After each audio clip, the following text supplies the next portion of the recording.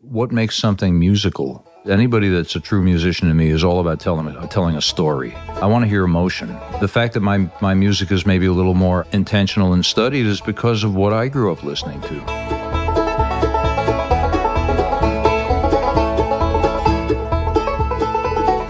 Greetings, everybody. Welcome to the Picky Fingers Banjo Podcast. I'm Keith Billick. I'm your host, and maybe you are accustomed to me being the host, but in a strange turn of events, I was actually the guest on a podcast recently, the most recent Bluegrass Brooklyn podcast. I was on there to discuss podcasting. So if you want to hear me talk about the background of this show and, just some of my ideas about how this all works, check that out. Bluegrass Brooklyn, they spell Brooklyn Bklyn. It's the most recent episode, and you'll hear me talk about this show.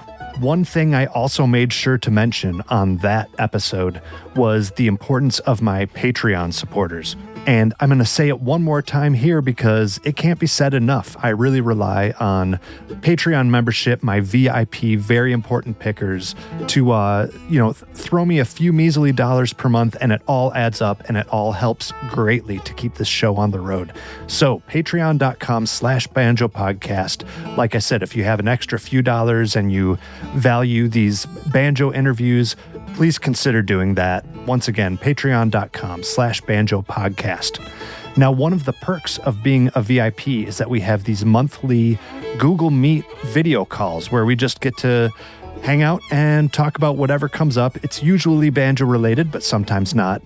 And a frequent topic is banjo camps and just comparing notes, because we have listeners from all over the world and all over the country. And we talk about what banjo camps we go to. So this is where I get to let you know about some of the camps where I will be. Or actually, first of all, it's very topical for this episode because this interview was recorded last year at the Great Lakes Music Camp on the shores of Lake Michigan. You've heard me talk about that one before. Wonderful camp. But coming up in June, I'll actually be in two different camps. The first one is Midwest Banjo Camp. That's happening June 11th through 14th. in North Manchester, Indiana. Head over to MidwestBanjoCamp.com to check out what the deal is with that. That is pretty banjo-centric, so you can study old-time bluegrass and a few other styles. And if you're super lucky, you can learn directly from me. And then right after I get home from Midwest Banjo Camp, I'm going to be hopping on a plane out to Oregon to take part in the inaugural Camp Bluegrass Pride. Now, this is going to be classes for all the bluegrass instruments, including vocals and songwriting. So if you are able to get to that area and you're into the Bluegrass Pride mission of acceptance and inclusion into the bluegrass world, I know I am, and this camp is for you. That's happening June 21st through 26th in Astoria, Oregon. Head over to bluegrasspride.net to check that out. And of course, if you are in attendance at either of those fantastic camps, please track me down and say hi. The other way to track me down is over email, pickyfingersbanjopodcast@gmail.com if you need more info about anything, about the podcast, about camps. The lines are open, as they say. I'm gonna buy me a great big gun, loaded with a new ground packet. I shoot the man that flirts with my gal, scare him to death with the racket. She went down the New Cut Road, I went all around her. She sat down to button her shoes, right there's where I found her.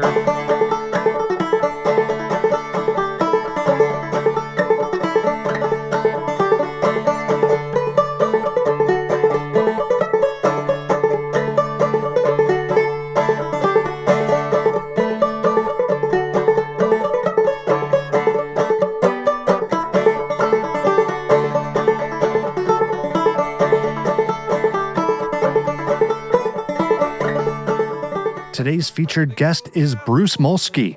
Bruce is a captivating performer as a vocalist, fiddler, guitarist, and of course, most impressively, the banjo. Now, although he's best known as a torchbearer for the American old-time traditional music style, his interests and playing styles really transcend those boundaries, and that's proven by his regular collaborations with musicians in the realms of bluegrass, progressive acoustic music, African, Scandinavian music, and a lot more than that.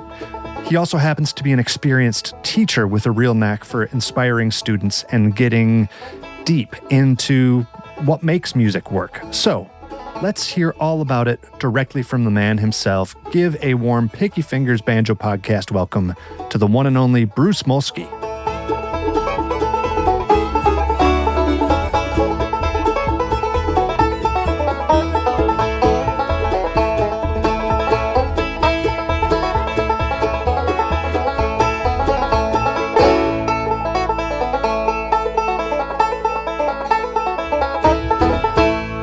I don't know whether I discovered the banjo or that the banjo discovered me.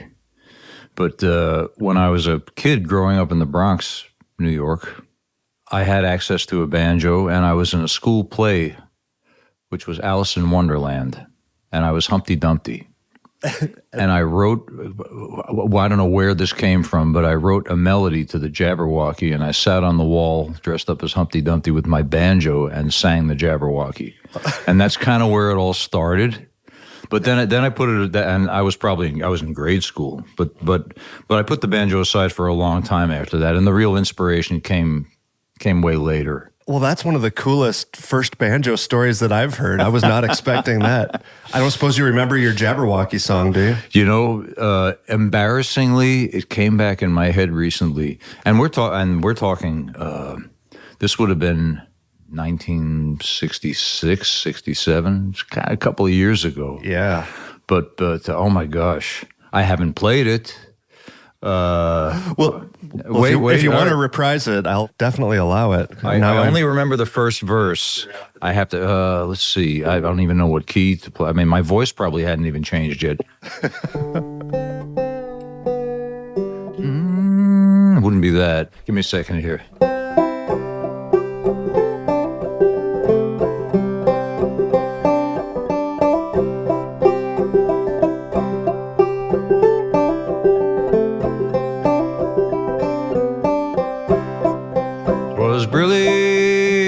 The slithy toes did gyre and gimble in the wave. All mimsy were the burrow grows and the roan rats outgrave. That's all you get. Yeah, that's cool. So there are a lot of details that you just said that really surprised me. I guess the first of which is that as a grade schooler, you were allowed some free rein to incorporate like your own song into like a school production or something. I guess that seems kind of rare to me. I have to tell you, I don't really remember how it all came about. Yeah.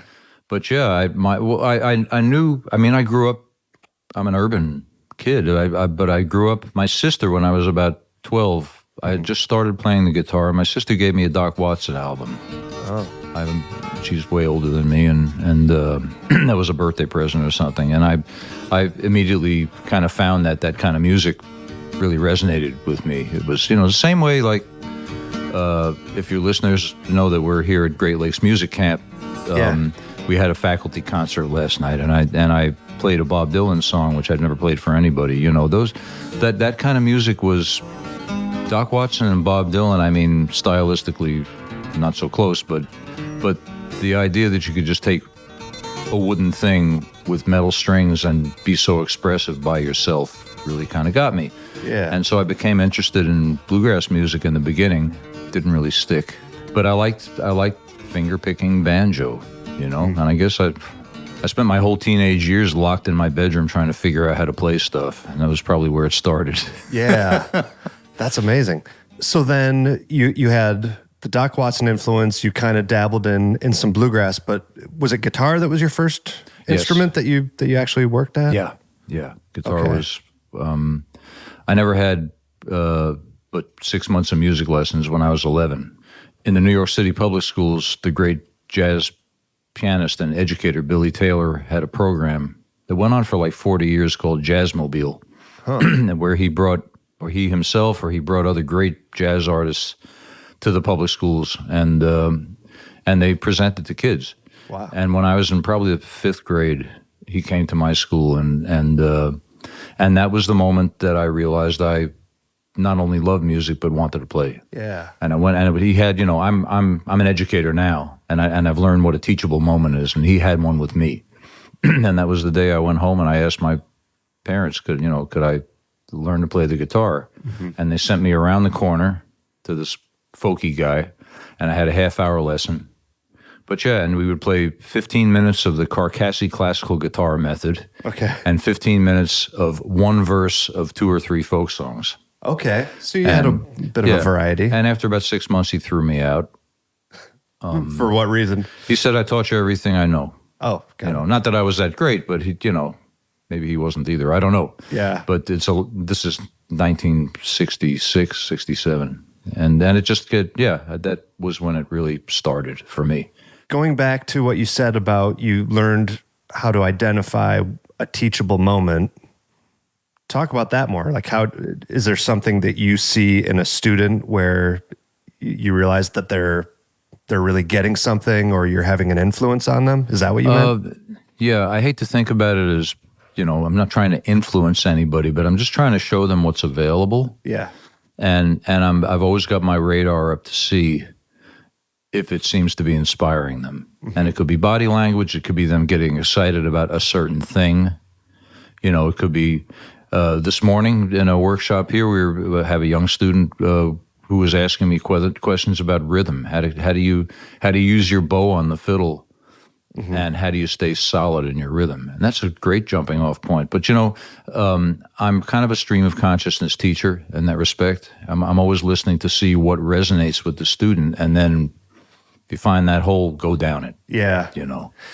And maybe this is me talking more as a parent than a musical teacher, but there's also a fine line between seizing an opportunity to give someone more inspiration or information and maybe like feeling pushy, or maybe it's just as a parent they think it's not cool anymore if this is something that dad's into. Well, yeah, I mean, that's one of the primary job descriptions for a kid growing up, is to hate everything your parents like. Yeah. But I've met some parents that were so pushy that they drove their kids away from music. Exactly. And I hate to see that. But and then I've met some who were phenomenal and had a sensitivity. Right. I'm sure you've heard of the fiddler Brittany Haas. Oh, and her sister Natalie. Yeah. Their parents were amazing with them, and they encouraged them, but they never forced them. Yeah. And they just found them good situations to be in to learn. And anybody can listen to what they're doing now, and it's phenomenal. Total success. Yeah, they're wizards. They're brilliant. Absolutely.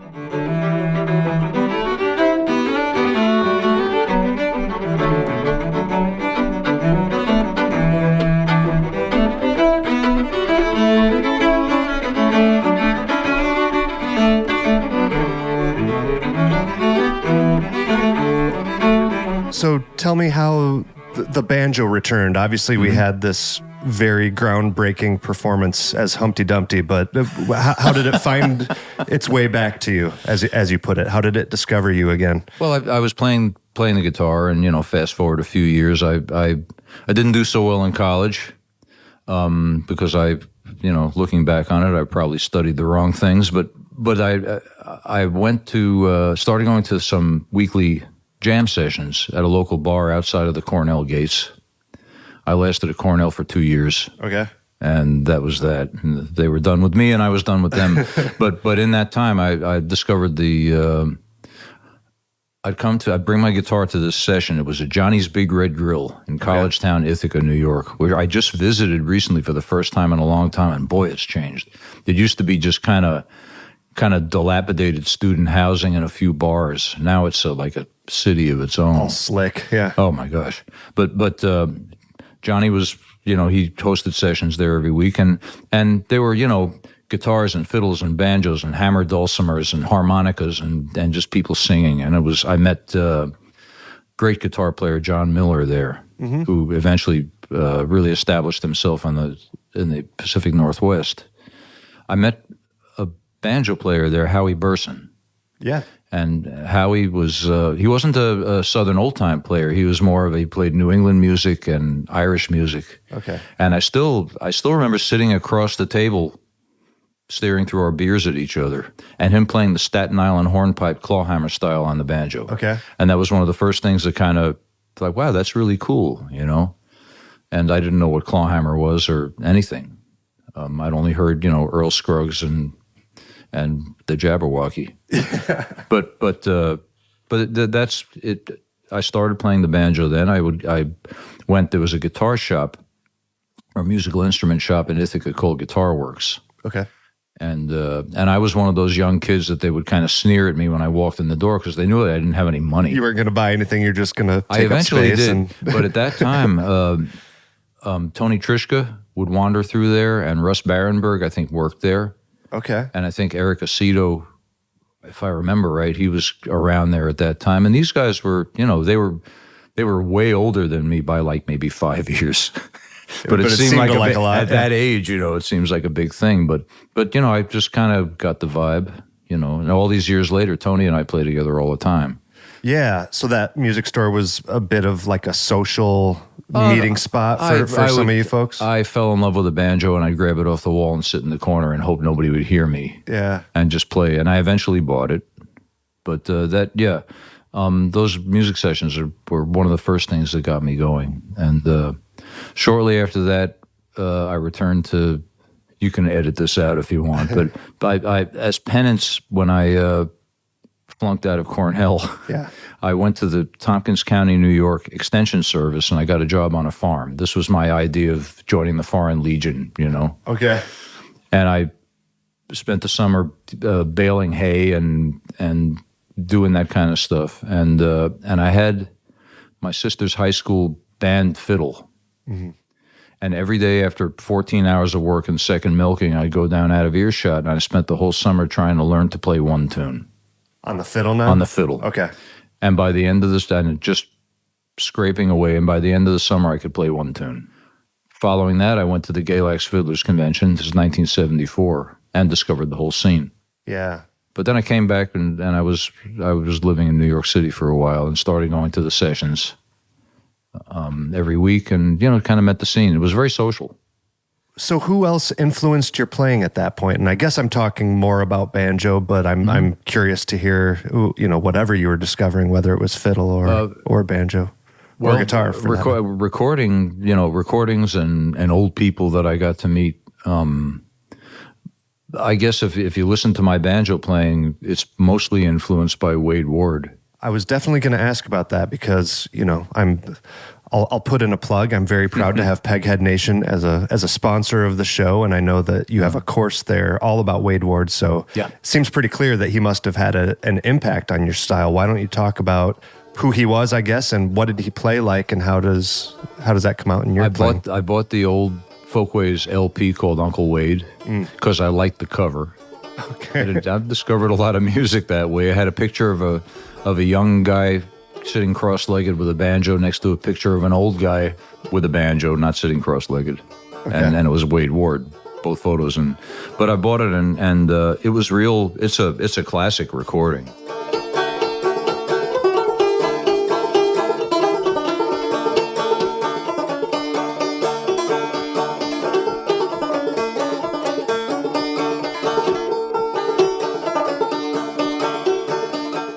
Him and Glenn Smith, his playing partner, trading on fiddles and banjos, and there's a lot of solo stuff on there, and something about Wade Ward's playing just really moved me. The rhythm, how he could get so much kind of emotion playing just dance music like that. Yeah, really kind of knocked me out, and so I listened deeply to that, and then discovered. Right around that time, County Records came out with a series called Clawhammer Banjo, Volume 1, 2, and later on they came out with CDs, Volume 3, and then I heard people like Fred Cockram. Yeah. And Fred Cockram's playing was really important to me. And then it also, maybe I hope I'm getting the timeline right on this. John Cohn produced a recording called High Atmosphere, which included banjo players. Had Fred on there, but also like George Landers singing Rolling Mills Are Burning Down, and just really evocative, great stuff that culturally had nothing to do with me. Yeah. I mean, is that part of what actually attracted it to you? It was almost like reading a good book. It was a romantic notion, I mean, once again, I grew up in the Bronx, and that's I loved growing up there. Don't say a bad word about New York, but the kind of notion that country life was simpler reflected through the music in me, and I liked that idea. And eventually I froze through a winter in a log cabin in Virginia and discovered it wasn't really that way. But in person, I started going to these sessions, and a dear friend who stayed a friend for many years, his name was Ray Alden. Okay. And Ray was a devoted old-time banjo player, great player on his own, but he did a lot of field recordings of people down south. Eventually, much later, he started a label called Field Recorders Collective. Huh. And if your listeners are interested, go to fieldrecorder.org. Okay. Where he put out many, many CDs of kind of complete CDs of all these great musicians who wouldn't have been heard otherwise. They weren't even recorded for the Library of Congress or anything. Wow. Ray was a great guy. He was a school teacher in the New York City public schools. All the money from this, all the whatever profits there were from this Field Recorders Collective went back to the families of the musicians, which was always kind of a great thing. But Ray was really generous and passionate about his music, and I used to hang around with him and a few other people, and we had a band that played at the South Street Seaport Fiddlers Contest in the 1970s called. But Ray was a big, heavy-set guy, and he'd wear a yellow construction helmet. And we had a band called Ben Steele. And on stage you would wear that? Yes. Ben Steele and His Bare Hands. Okay. That's nice. And that's good. And so, yeah, that was kind of my first band. That's a good urban, old-time band name. Yeah. Something a little more industrial. Yeah. Going back to like the influence of Wade Ward and Fred Cockrum, are you able to demonstrate, you were saying how part of what you admired in his playing was just like the evocative nature of what he did? Like how he interpreted, I'm a fiddler also, and how he interpreted melodies and how he phrased them out. Okay. And just these really interesting little licks that he would throw in there. I could try and play I would love something. to hear examples of maybe what you were hearing. And this is for all of you listening to this podcast. This is the morning at a teaching camp. So it is, and on the third day of the camp, nonetheless. So we're not fresh, not as fresh as we sometimes are. Adrenaline is our friend. I'll try to imitate the way that Wade Ward played Sally Ann. Okay.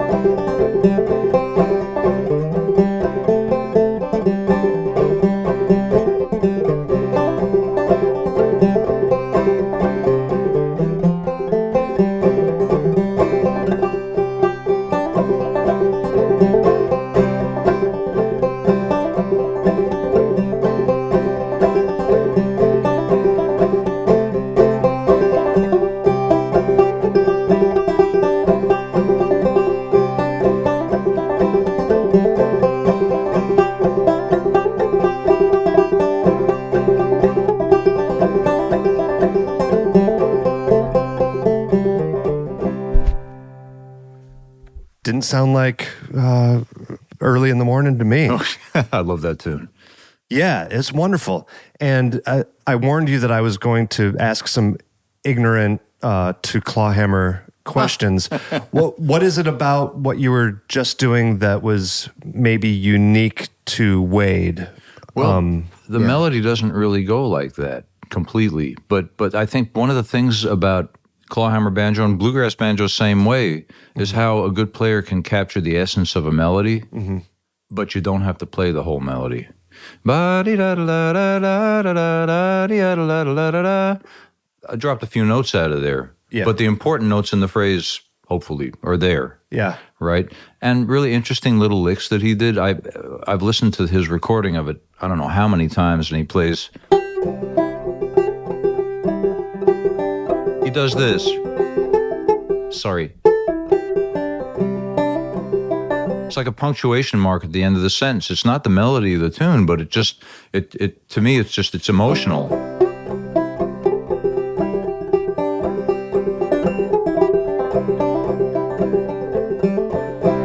It's just, I keep hitting your microphone here. Yeah.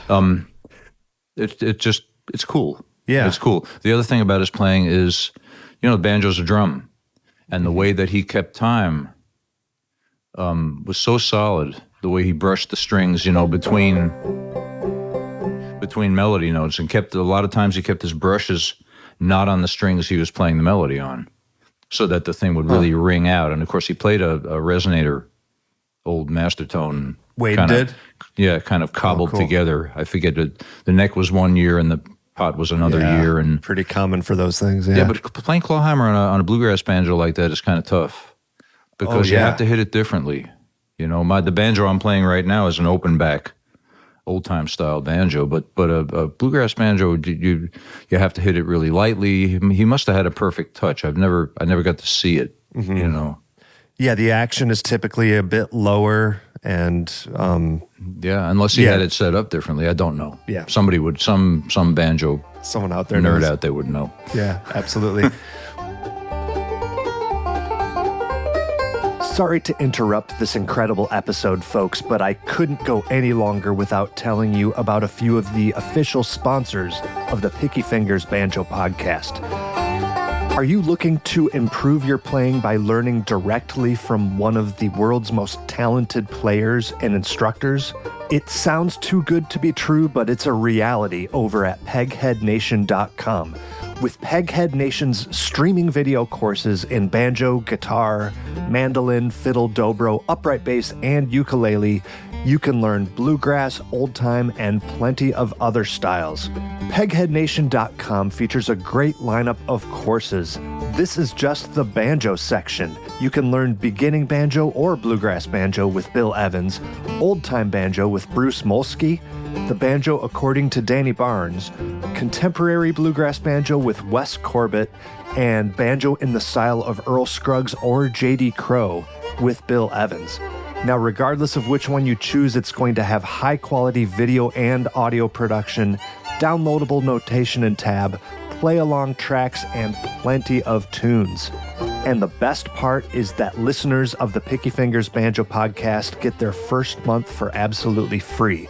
Go to pegheadnation.com, use the promo code PickyFingers, all one word, all lowercase, at checkout. That's pegheadnation.com, and the promo code is PickyFingers to get your first month free. The Picky Fingers Banjo Podcast is also sponsored by Elderly Instruments. Elderly isn't just a retail store, it is an institution for banjo players and string musicians of all types. Family owned since 1972, the good folks at Elderly have discovered that the secret to becoming the world's most trusted source for new, used, and vintage instruments, it isn't that complicated. You provide the best selection of high-quality instruments and accessories for all price ranges, and then you stand behind those products with the industry's best customer service. If you can't make it to their Lansing, Michigan showroom, that's okay too. They ship worldwide and are always available to help. Visit elderly.com or call them up at 517-372-7880. And speaking of family businesses, Eric Sullivan of Sullivan Banjos knows a thing or two about that. The Sullivan family has been at the forefront of the banjo-making world for decades now. I bought my Sullivan banjo brand new in 2004, from Elderly Instruments, by the way, and I swear that it sounds better and better every time I play it. The great news is that the famous tone and craftsmanship of Sullivan banjos is still available. Give Eric a call at 502-365-5022 to discuss building your dream banjo today. or visit sullivanbanjo.com. That's 502-365-5022 or sullivanbanjo.com.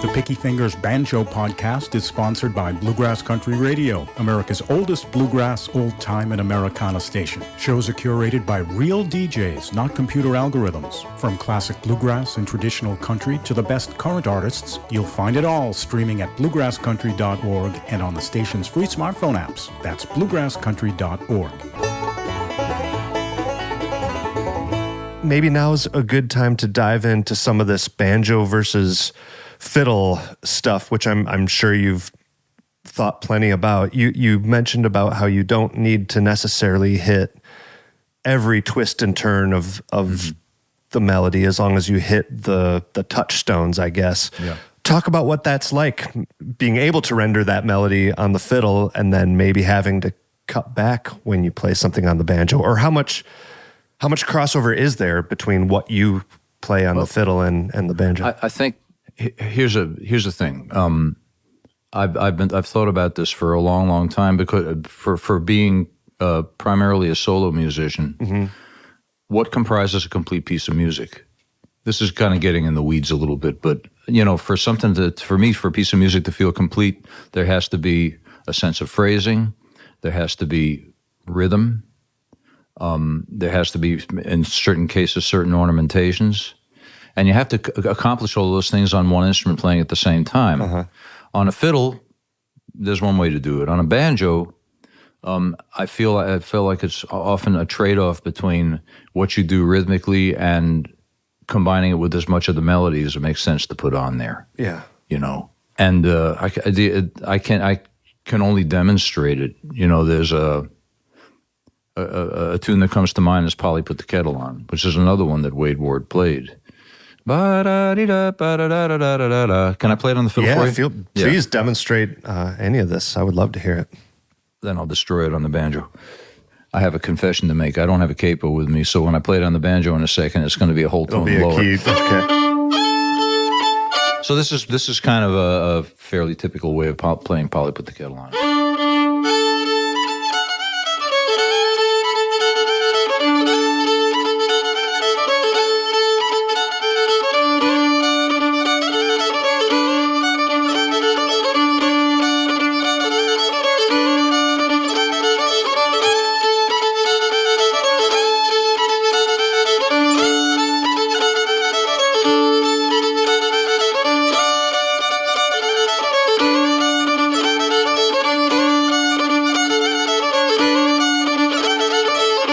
So there are ways to express, to define phrasing. I have all these open strings that I can hit.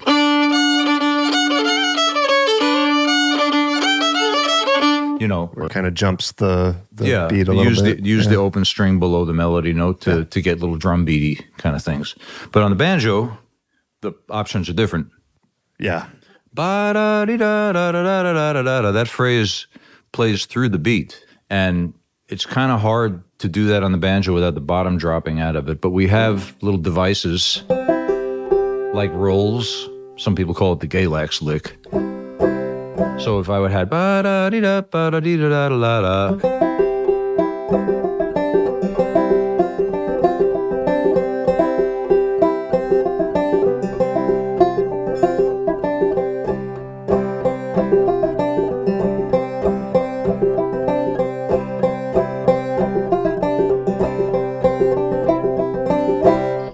So that contains probably 2/3 of the melody. Yeah.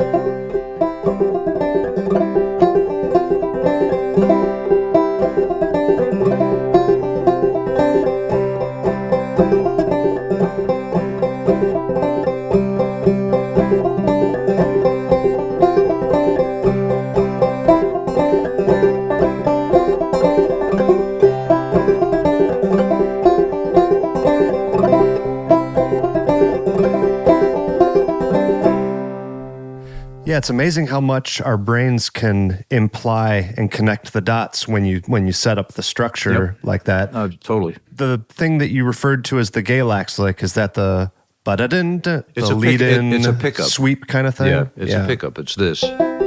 Got it. You know, or Wade Ward, he'd rake across all the strings sometimes. Yeah. But the last note, which is the thumb string, is the downbeat, right?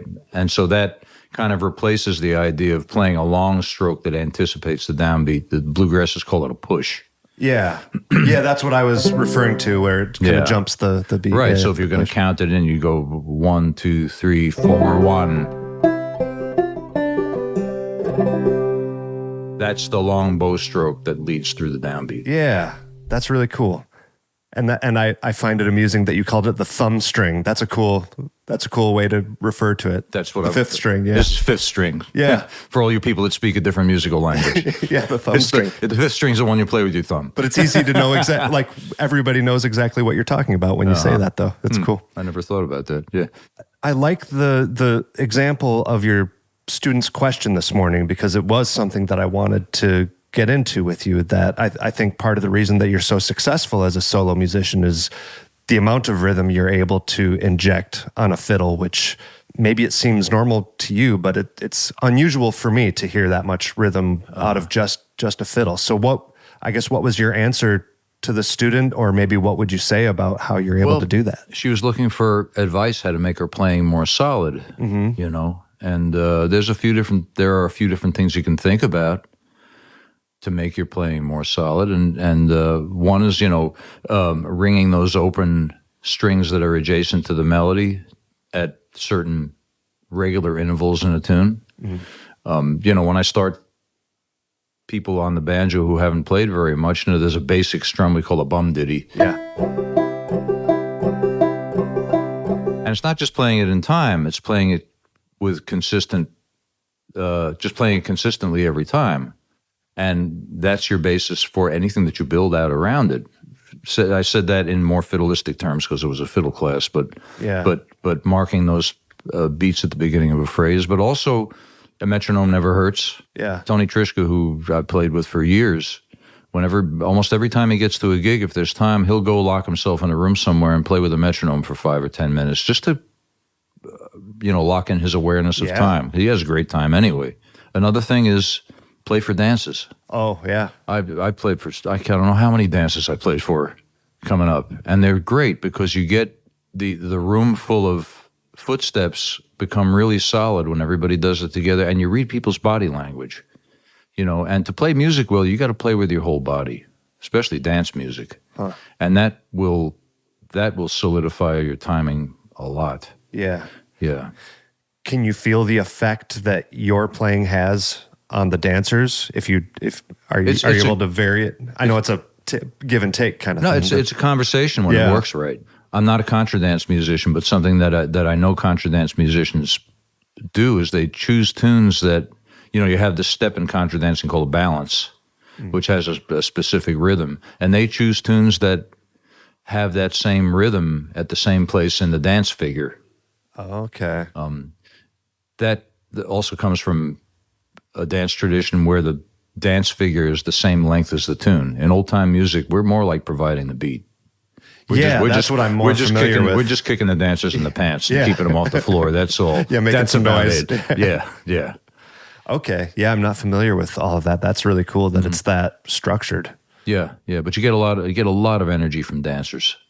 Another thing that is noteworthy about your performances is the singing, and I guess maybe you can tell me if you might even remember this. The first time I heard you play, it was back at Folk Alliance, maybe like 20 years ago, and you had to go on after, I remember it was like a John Hartford tribute set. Oh, gosh. With like Bob Carlin and all these people. I have a photograph of that on my Facebook page, actually. Really? Tony Trischka and myself and Mike Seeger and Bill Evans all sitting on a bench together, and I think that was that same one. It could be, but all I remember thinking is that I was unfamiliar with you, but there was this kind of more jovial John Hartford-ish set, and you had to go on all by yourself after that. And I remember kind of being like, oh man, this poor guy. And then you played I Truly Understand, oh my gosh, singing with your fiddle. Wow. And I was like, wow, he's doing it. He found a way to like capture people's attention. Who's gonna shoe your pretty little feet? Who will glove your hand? Who's gonna kiss your ruby ruby red lips when I'm in a foreign land, dear love, when I'm in a foreign land. Truly understand that you love another man, and your heart shall no longer be mine. I truly understand that you love another man, and your heart shall no longer be mine. I don't remember that specific time, but I know my thought process, and I've played a lot of shows where I followed a big band of people doing something really epic, and you just gotta do what you do and choose something that's a little different. Yeah. But I had also not witnessed, I know it's not unique to you, but I'd never witnessed somebody sing with their fiddle like that. And it's kind of I feel like it's one of your calling cards. And I guess to bring it back to banjo world, maybe talk about singing with fiddle versus singing with banjo, because it's a completely different rhythmic thing. Yeah. You tend to do like the longer tones with the fiddle, maybe some harmony lines, but with banjo, it's night and day. It's different. Banjo is more, when you accompany a song, it's more of a rhythmic thing in most cases. The fiddle, especially playing solo, you can stretch the timing out. You can be more rubato. Right. Banjo doesn't really offer you that. Yeah, it'll be more obvious if it's not quite. Most banjo accompaniment is really regular. Yeah. Rhythmically regular. But it can be, beautiful. And you can do a call and response kind of thing with the lyrics to a song. Listen to on the Anthology of American Folk Music, the Harry Smith Anthology, Clarence Ashley's Cuckoo, which I love that. That's a really important recording. And listen to how the attention goes back and forth between his singing and what he does on the banjo. I've played cards in England. I've played cards in Spain. I'll bet you $10 I beat you next game.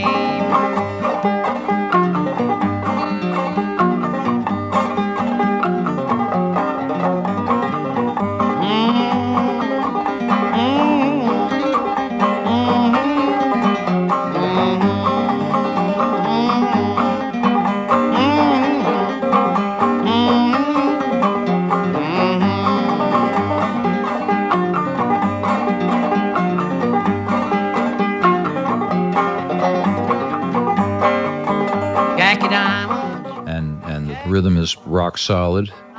Doc Boggs did it in a different way.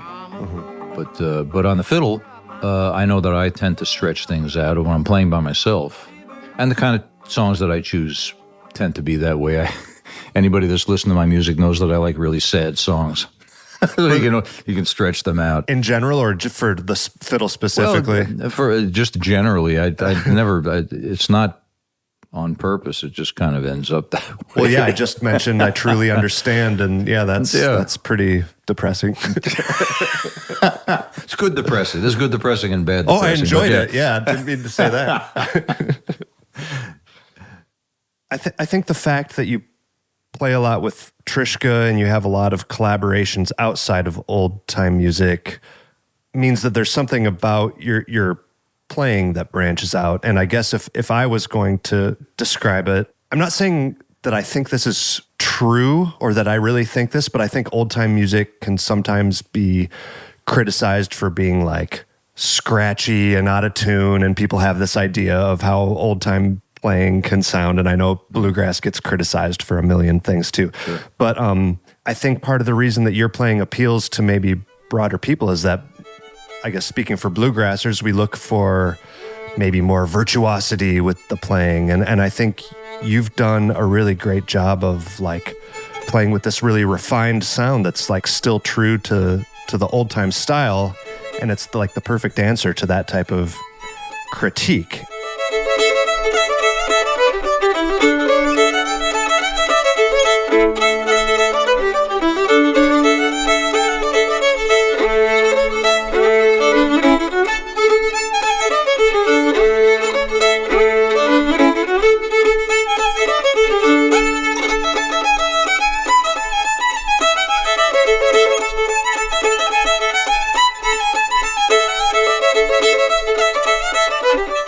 think, sure, a lot of the old recordings that you hear of these old players are scratchy sounding, but you got to remember that the documentation that started with a lot of this music was when these people were old. Mm-hmm. Some of them were past their playing prime. But the musicality, and this is something I'd love to talk about, what makes something musical? It's not necessarily playing every note exactly in tune. There's something ethereal, and anybody that I'd rather hear somebody play something simple with great feeling than hear somebody dangling themselves on the edge of their technical abilities to prove to me that they can do something cool. Yeah. That's not interesting to me. Uh-huh. I want to hear emotion. Right. Anybody that's a true musician to me is all about telling a story. The fact that my music is maybe a little more, I hate to use the word polished, but is a little more intentional and studied is because of what I grew up listening to. And, if you go back and listen to Ed Haley is a great example of a fiddler.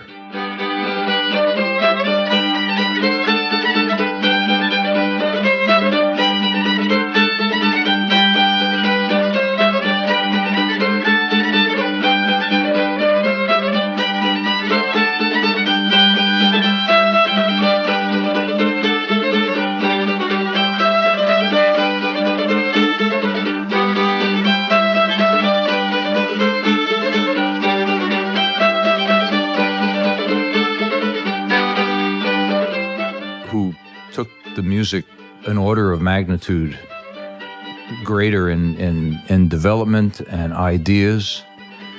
Clark Kessinger, who was one of the most respected West Virginia fiddlers of his generation, said that Ed Haley was the best fiddler he'd ever heard. Wow, okay. John Hartford was obsessed with him, and that's how John and I became friends, was arguing about how Ed Haley might have drawn his bow. But virtuosity and emotion aren't necessarily the same thing. I'm not denigrating anything. But I found, I like a lot of other kinds of music, and I found that for me, I like to be I like to be really intentional about how I play a phrase of music. Mm-hmm. And a lot of it is respect. To take a reference from somebody else's playing and put it into my own playing, to me, that's paying tribute to people whose playing meant a lot to me. The little bit of Wade Ward stuff that I played you earlier has, I know every reference to everything I heard somebody play or every recording. I do that in my fiddling too. Yeah. And this is traditional music. We're trying to further a tradition. Some people might not think this is true, but everything I play is with respect to who came before me, even if I'm screwing it up. Right. Yeah. I get it. I read a little bit, and correct me if I'm saying the name wrong. You have a new collaboration with Ale Moeller? Ale Moeller? Ale Moeller. Ale Moeller. Yeah. Okay. And from what I've heard, it sounds really great, and it's a really interesting collaboration. And I know that your website references kind of an interesting story about how the two of you came together. So I'd love to hear more about that, because I'm a sucker for the cross-cultural blending. And I like music from a lot of different places. Yeah. And I'll give you the long story, which is that in 1994, I had a grown-up job before I became a full-time musician, mm-hmm. and I only had so much vacation Not from still that on job. the farm? No, I did engineering work, building construction for years, but I got invited on my first professional tour called Fiddles on Fire, and it was a collection of incredibly great, all professional musicians, and I wasn't at that point, but they wanted me to come play old-time music, and so I spent my entire year's vacation, which was 2 weeks. Yeah, just to do this tour. And I couldn't even do the entire tour. I knew nothing about what it was like to tour, but it was a great collection of musicians. Alistair Fraser, who became a dear friend, Kevin Burke, K. Shiv Kumar, who was a great North Indian classical violinist, Jean-Francois Vraud from France, who's a traditional fiddler, and Chris Wood, who was mostly a fiddler at that time, but now is a really respected songwriter from Britain. Okay. And there was a pair of Swedish fiddlers on that trip, Elika Frizzell and Mats Eden. And it was the first time I'd ever heard Scandinavian music. And I remember the first night, the first concert, they walked up to the stage and played something, and I almost fell over. It was so beautiful. And got to know them quite well, and ended up becoming friends and going to Scandinavia. And through the whole, they've got a tight scene there. And I met Ollie at a festival a few years later in northern Sweden. I think it was in Umeå. And we just met, we were introduced, and we pulled out our instruments in the lobby and played for hours. Yeah. And it just kind of cemented and he's a dear friend now after all this time. And so we had a collaboration for years with the Scottish fiddler Ali Bain. So it was Ali, Ollie, and me. And that was one of the kind of cross-cultural collaborations that I got involved in. And so Ollie and I, we've done some solo touring. He was here with me a few months, or last year. And then we toured in Sweden, and at the end of the tour, and this was planned, the end of 2 weeks of playing shows, we ended up in a studio and recorded this new recording that you're talking about. Yeah. And it's called Bruce's Halling. Right. A Halling is a Norwegian dance, and Ollie wrote a Halling melody for me, which was an honor. That's cool, yeah.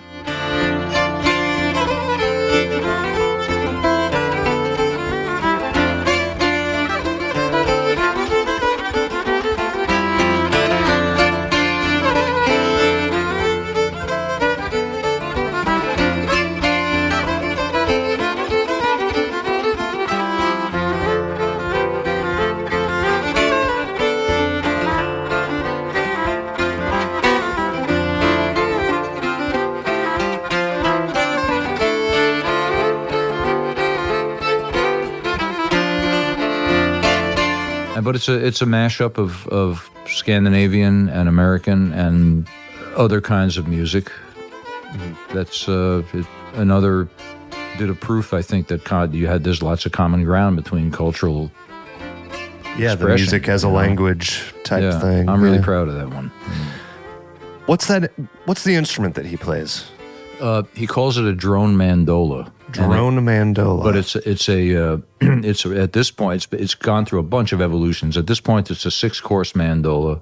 The low course is I think a cello range, and it goes way up high, and it has single point capos that he can screw in. And it also has quarter tone frets, because Swedish music and also Arabic music, which he plays, have a lot of microtonality. They have notes that fall between the cracks.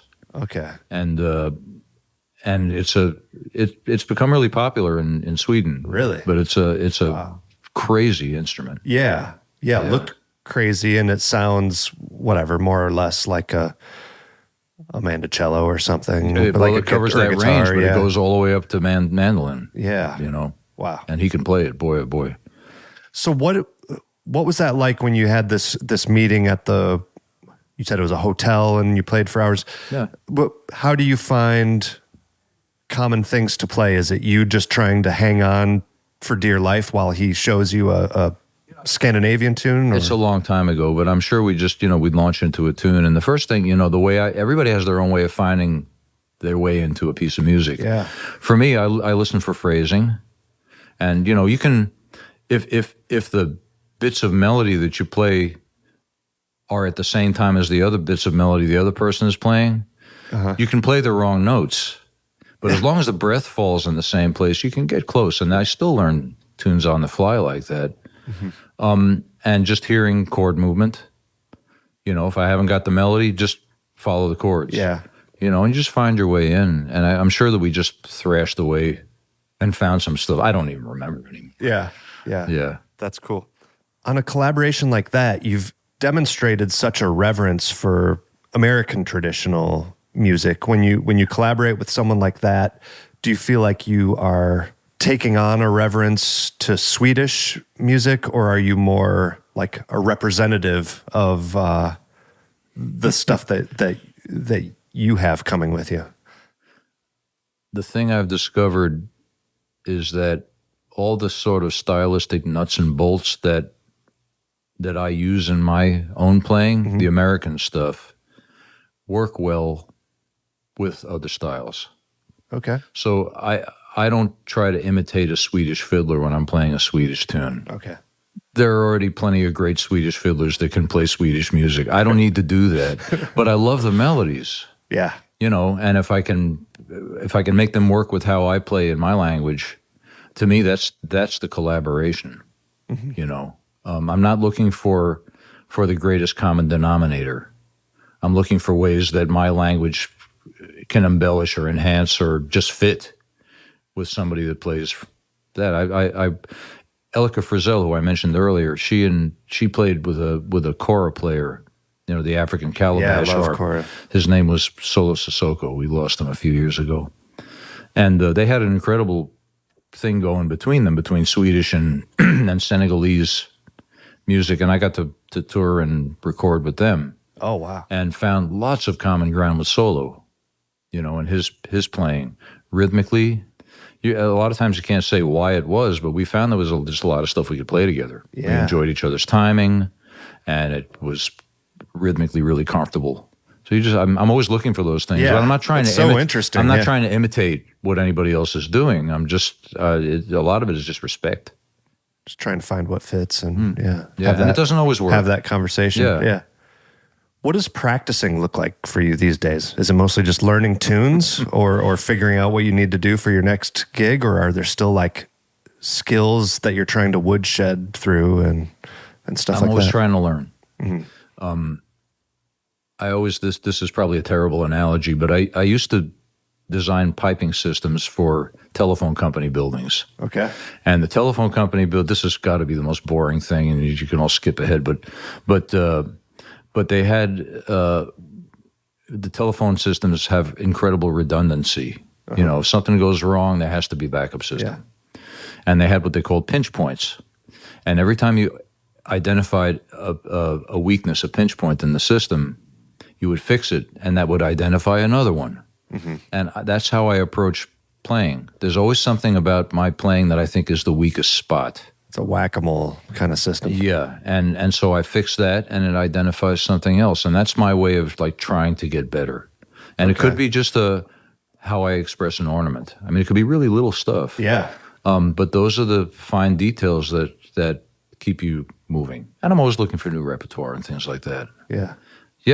Yeah. I mean, So not to make you, you know, give away your secrets, but like what's your current weak point with your banjo playing, that like what's something you might work on when you go home? And consistency of how I hit the thing.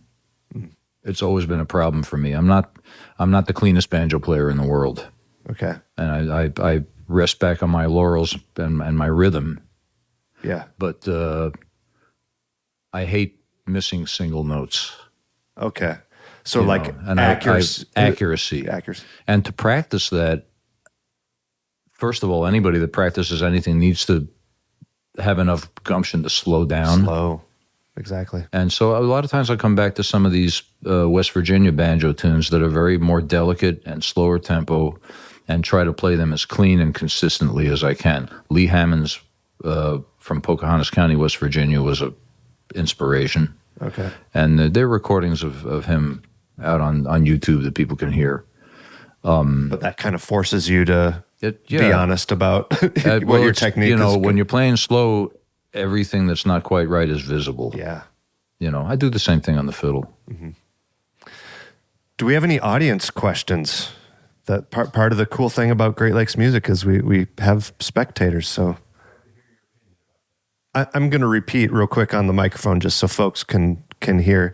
He was noticing that, you know, Bruce was brought up in the Bronx, where you probably experienced all sorts of different languages and cultures that come together there, and how music can also transcend anything else that might ordinarily divide us in other ways. And just what's your take on music's role in being able to do that as you've traveled around and met people?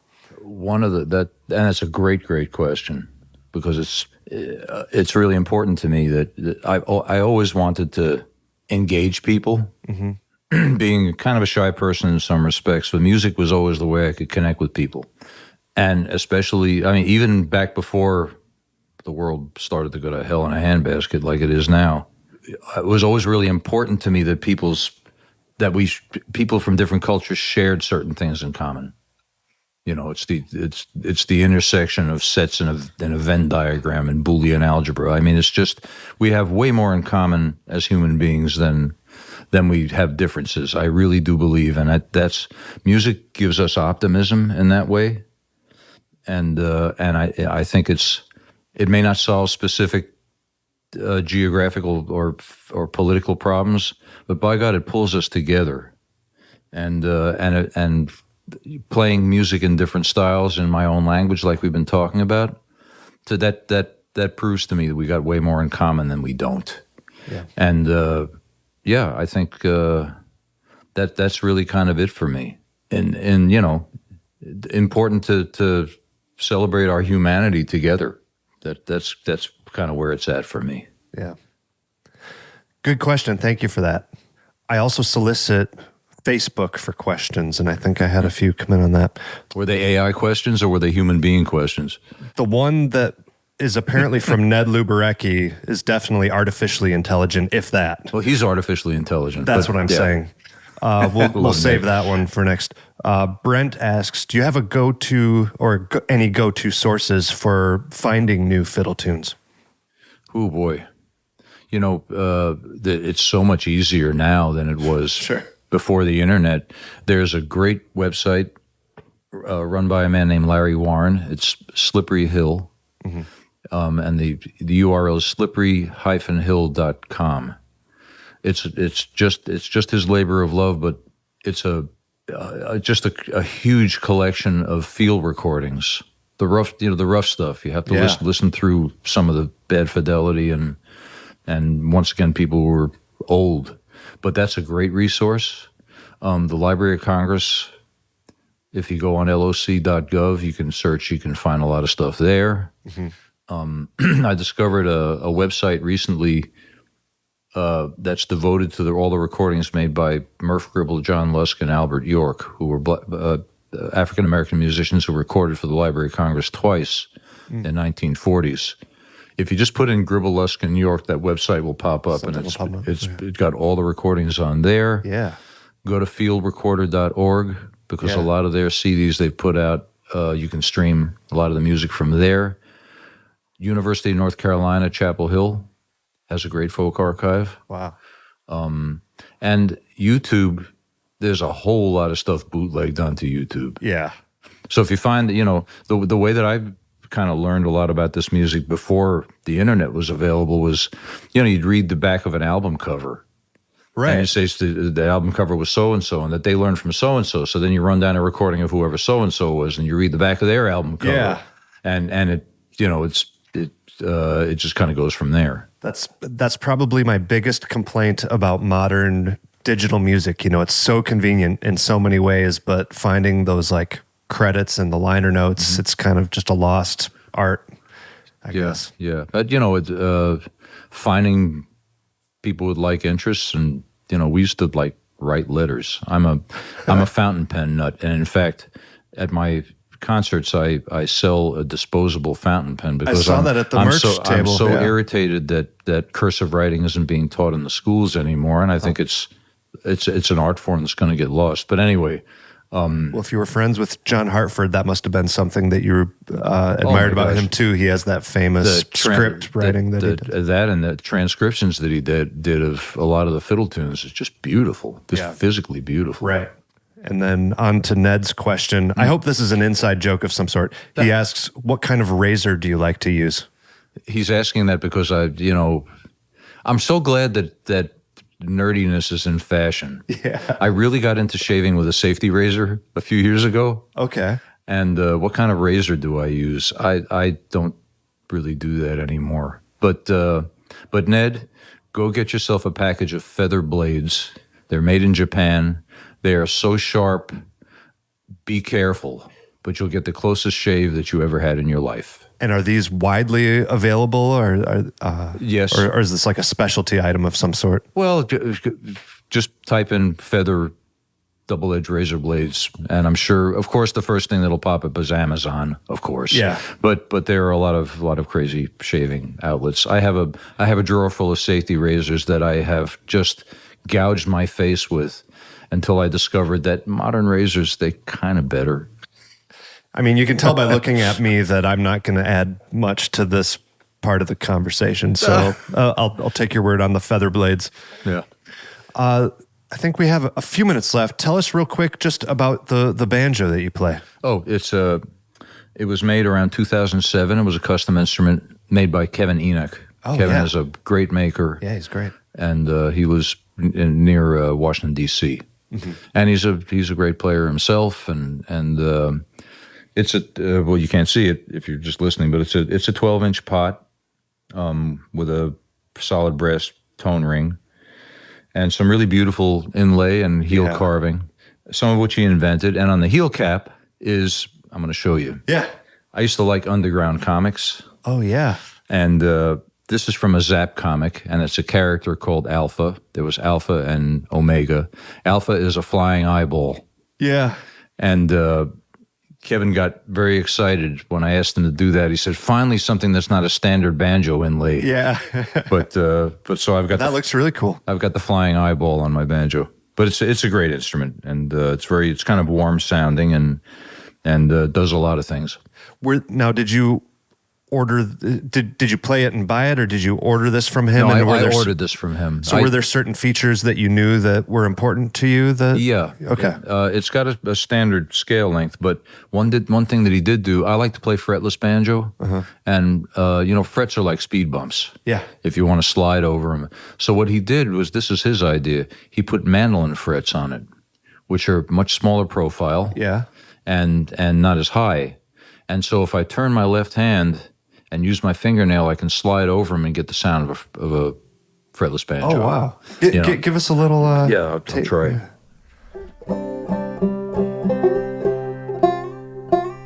Like that? Yeah.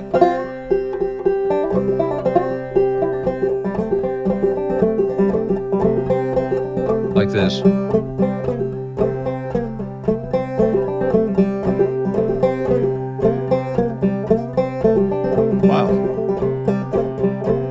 So that's been a great thing. Another thing which he invented, he's brilliant, is a lot of people like to have a railroad spike on the thumb string, fifth string, and the thumb string, right? Yeah, and a railroad spike is, just for anybody who doesn't know, is just a little piece of metal that holds the string down at a higher fret and pushes it up against the fret above. I don't like the sound of that. But what he did was he invented putting a railroad spike further back and a little fifth string nut. Oh, yeah. And so I can put the string on that, and if you can hear it, it's a much nicer tone. Yeah, and it'll sound the same, and because it sounds it's the same as the rest of the it's instrument. Yeah. So that was a great. So those are probably the two main good features. The third thing is that interesting. Yeah. The third thing is that he spaced the brackets really far apart. Yeah, that's so only like really light. 12 hooks or something like that. Yeah. And that was mostly a weight concern. Actually, no. He for this particular banjo, he turned the bracket feet by hand, and he thought they would look nicer if they were spaced out. Oh, but it turned out the banjo ended up. I mean, it's no less easy to keep the head tight enough, and it's pretty and it's light. Yeah, it looks great, and it seems to do what you want, and sounds wonderful. So cool. I think we're out of time. Make sure everybody knows how to find you and your music and your performances. I have a website. It's brucemolsky.com. I'm all over Facebook and YouTube, places like that. I have a newsletter. If you want to go to my website, I like to joke that my monthly newsletter gets published about every 6 months because I don't always get around to it. But I like stories from the road. So the newsletters usually aren't just a list of where I'd be. It includes that, but just kind of things about what it's like to be out there playing music and being in the community and welcoming people into the community. That's where it's at for me. Music is very social, as you know. Yeah. I'm kind of the same way. I'm an introvert, and that's, those are my play dates is when I get to make some music with folks. So, All right. Well, thanks again, Bruce. Thanks for what you do and sharing it with us, and really appreciate your time. My pleasure. My pleasure. Thanks.